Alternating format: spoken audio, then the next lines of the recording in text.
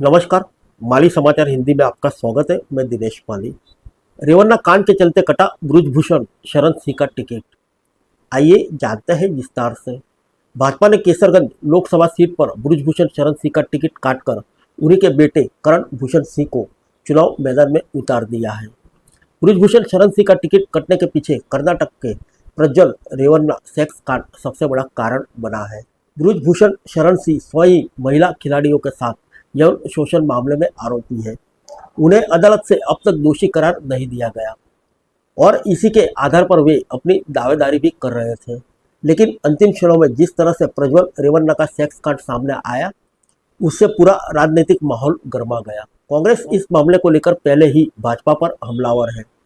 भाजपा बृजभूषण शरण सिंह को टिकट देती तो कांग्रेस इसे बड़ा मुद्दा बनाता और जोरदार हमला कर सकती थी। इससे बचने के लिए भाजपा ने बृजभूषण शरण सिंह का टिकट काटकर उनके बेटे को मैदान में उतारा है। दरअसल लंबे समय से इस बात की अटकलें लगाई जा रही थी कि भाजपा वर्तमान सांसद बृजभूषण शरण सिंह का टिकट काट सकती है।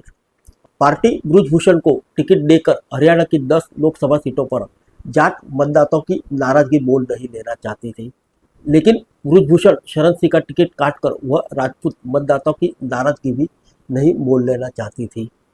पहले ही भाजपा के नेता के विवादित बयानों के कारण राजपूत मतदाता कथित तौर पर भाजपा से चिढ़े हुए हैं।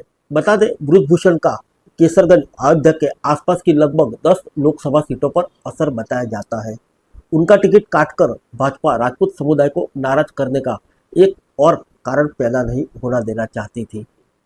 यही कारण है कि नामांकन के अंतिम 24 घंटे का समय आ जाने के बाद भी केसरगंज से भाजपा के उम्मीदवार के बारे में अंतिम निर्णय नहीं लिया जा सका था।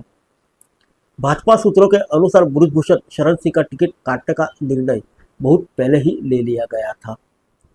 उनके बेटे या पत्नी को चुनाव लड़ाने का ऑफर भी दिया गया था, लेकिन बृजभूषण स्वयं चुनाव लड़ने के लिए इच्छुक थे।